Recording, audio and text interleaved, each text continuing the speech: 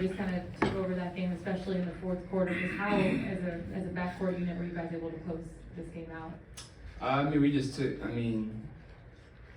It's supposed to be a guard. It's supposed to be able to control the games, and we consider ourselves two pretty good guards, and we got to be able to control the games, and we have leads, and especially at home, just try to get a shot every possession and get the right one. So I think we did a good job tonight. We got to do it again Sunday.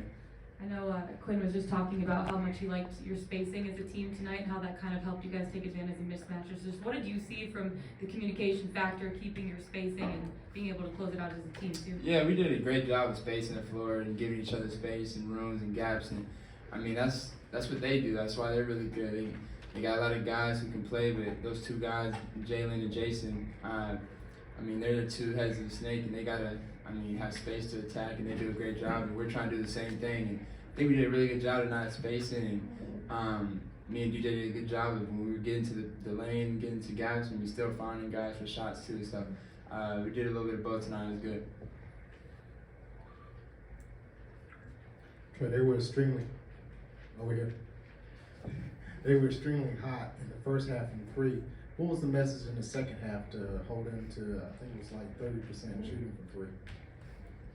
Some of the shots they were getting in the first half were kind of similar to the ones they got in the second half. They just missed them. So I think we did a really good job from start to finish on contesting and making it tougher on their shots. All night. And they hit some shots early in the first half that kept them in the game. But as the game goes on, if you continue to contest and play hard on that end, it usually turns out in your favor. Trae, Coach talked about you and DJ, your leadership in that fourth quarter. You know Boston's going to make a run. What are those conversations like in the fourth quarter to kind of close them out? We all just tell each other to relax, and we all know teams are going to make runs, and we're going to make runs. So we just kind of tell each other to relax and just get a stop and get a bucket or vice versa. So it's really just trying to cool our team down and make sure we get a good shot or a stop. Trae, they say it's not a series until the road team actually gets a win, and you guys, of course, defend the home court this evening. Could you talk to me about State Farm Arena's atmosphere this evening and how the fans were rocking and kind of giving you guys extra motivation? It was great tonight. The fans showed up and showed out tonight for sure. So, we're going to need them back Sunday because, like you said, the series don't start until somebody wins on the other person's floor. So, we got to go back and take care of home on Sunday, and that's our main focus. But our fans showed out, and they really helped us tonight. Trae, I think most people figured it would take a while for you and DJ to sort of figure each other out this season, each other's moves, and anticipate things. Could you just sort of talk about that process, and was tonight as good as you think you guys have felt together in the game? I don't know. That's a tough question. You don't want to live in the moment too much. We won a game in the playoffs. It's big, but we've had some really good games together. So I don't consider this our best game together. I think this is definitely one of them, but it came at the right time that we needed it. So. Trae, I know they mentioned that the team was just playing so good with just the energy being so high.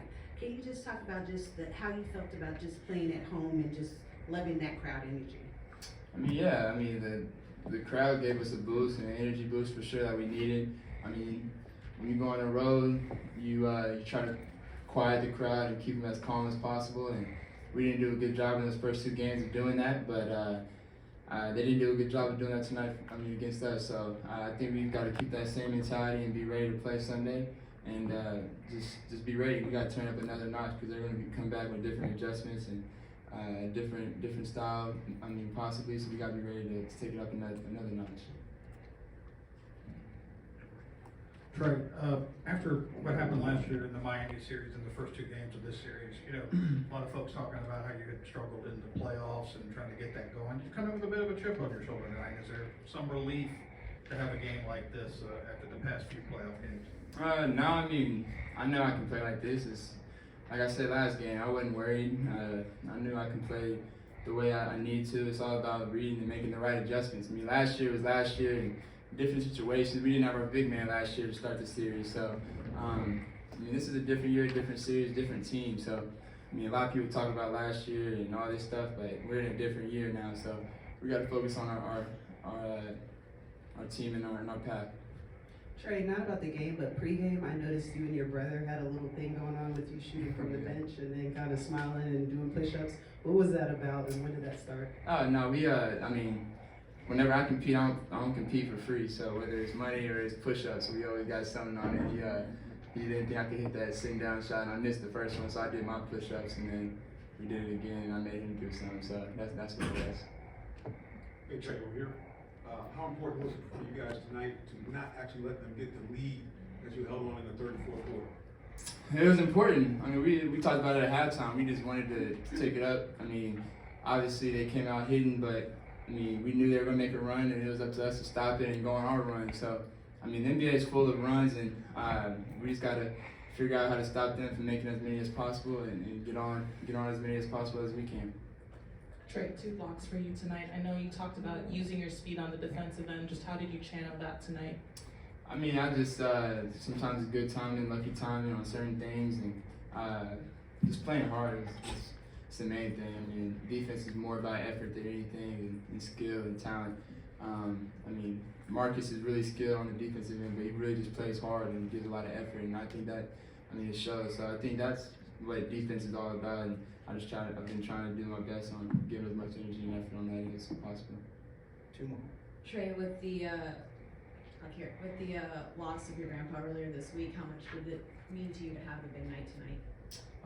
It meant a lot for me, but to be honest, my grandpa lived a long, blessed life, and I'm very fortunate to, I mean, I spent 24 years of my life with him, so he's watching over me, protecting my family and everybody around me now, so it meant a lot to me to win, but I was really focused on my team, and I'm just happy and blessed that, I got to know him, so. Last one. Yeah, Trae. Well, how important was Sadiq Bey for you guys tonight? Really, what have you thought of him since he's been here and what he's provided? I mean, Sadiq's really good for us. I mean, he provides, he's smart, he can really shoot the ball. I mean, he plays with, toughness about him that we all need on our team, and he's really good for us. And he's just a smart player, a team first player. That's gonna pay off in the end for sure for him. Thank you.